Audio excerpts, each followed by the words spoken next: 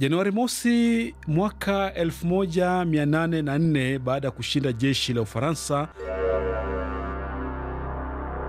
watumwa weusi walitangaza uhuru wa Haiti, lakini hawakutambuliwa na jumuiya ya kimataifa.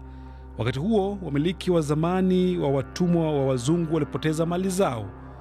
Miaka 20 baadaye, mfalme wa Ufaransa wakati huo, Charles wa 10, alitoa uamuzi wa mwisho. Badala ya kutambua uhuru wa Haiti na kuwafidia wakoloni hao kwa faranga milioni 150 za dhahabu, rais wa Haiti kipindi hicho, Jean-Pierre Boe, alikubali hatua hiyo ambayo ilisababisha nchi hiyo kusalia kwenye umaskini mkubwa.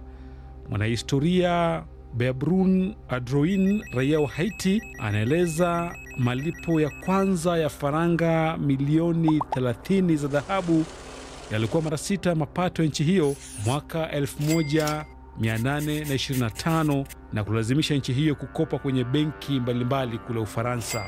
Mwaka 1911, kati ya dola 3 zilizokusanywa kutoka kwenye kodi ya kahawa, ambacho chanzo kikuu cha mapato ya Haiti, dola 2.53 zilitumwa kwa lipa wa Faransa.